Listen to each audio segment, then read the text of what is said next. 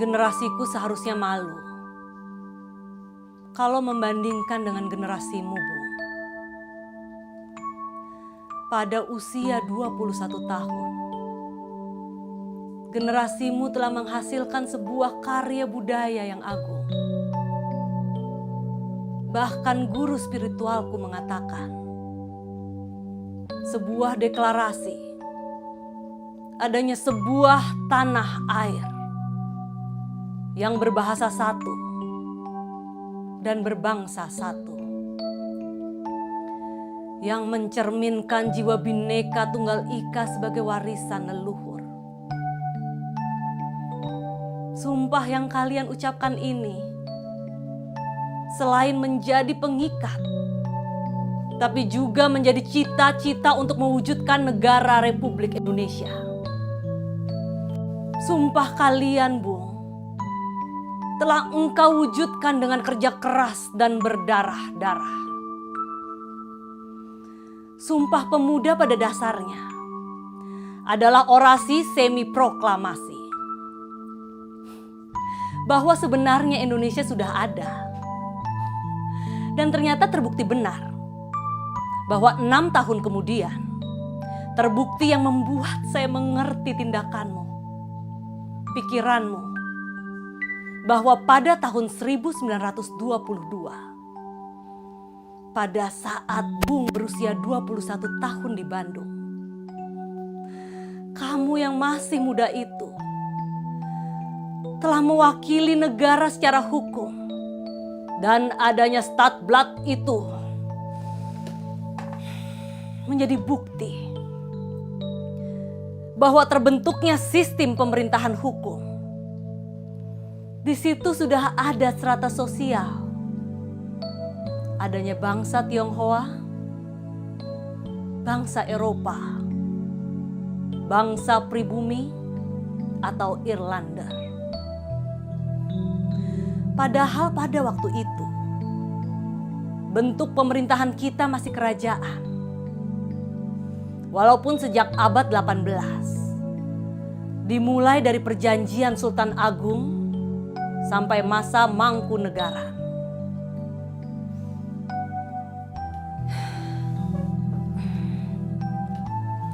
Pada tahun 1914 sampai 1918, setelah terjadi Perang Dunia Pertama, dunia mengalami krisis ekonomi yang sangat dahsyat.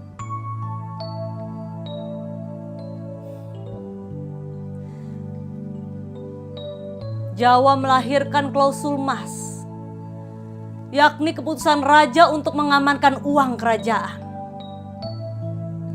Tahun 1922 sampai 1927, Jawa sudah mengekspor rempah-rempah, pala, cengkeh, dan sebagainya. Pada saat dunia mengalami krisis ekonomi,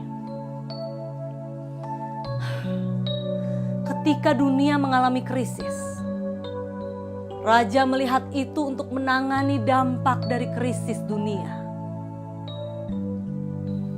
Tahun 1926, raja-raja di seluruh dunia berkumpul melakukan sebuah kesepakatan yang dikenal dengan Konferensi Bern pada tahun 1826.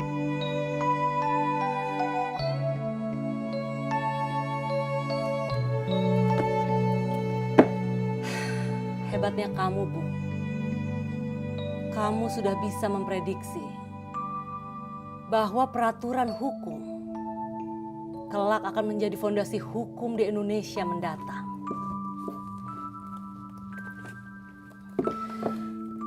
Tapi apa yang terjadi dengan tatanan hukum di Indonesia sekarang? Hukum menjadi alat untuk menjerat rakyat. yang sering diucapkan oleh para pencari keadilan, bahwa hukum itu tajam ke bawah dan tumpul ke atas. Semboyan walau langit runtuh, tetapi hukum harus ditegakkan. Itu omong kosong. Kamu telah mengalami bagaimana bengkoknya hukum yang mengadili kamu pada tahun 1933 di Bandung. Di depan peradilan kolonial, dengan gagah perkasa, engkau telah mengatakan, ini bukan Soekarno, tapi Indonesia yang diadili.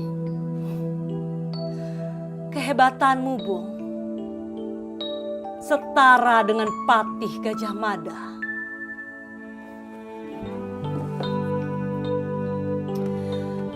Akhirnya hukum kolonial itu membuat Bung mendekam di penjara Sukamiskin.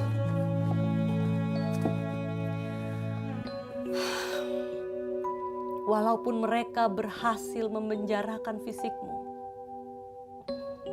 namun jiwamu tetap bebas merdeka sehingga engkau mampu menyusun pembelaanmu.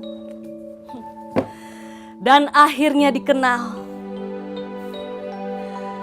sebagai Indonesia Menggugat.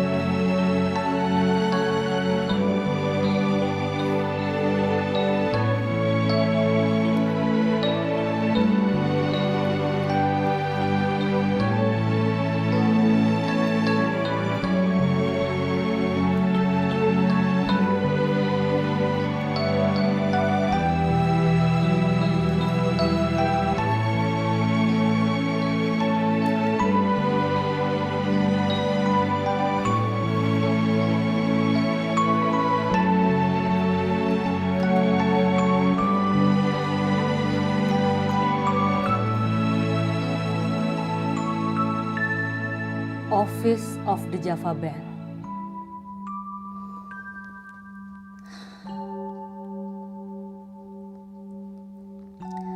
Amanat 1949, Bung mengubah Java Bank menjadi Bank Indonesia. Bung tidak memilih Bank BNI 46. Di tahun ini juga, Bung menunjuk Jenderal Sudirman untuk membentuk Badan Keamanan. Maka lahirlah seperti yang kita ketahui sekarang, Kodam, Kodim, dan Koramil. Di tahun 1957, Bung mencanangkan $1 Amerika sama dengan Rp1 dengan melakukan pemotongan nilai mata uang rupiah dari Rp1.000 menjadi Rp1. Di tahun ini juga dipentaskan lakon drama dengan judul Detik-Detik Revolusi.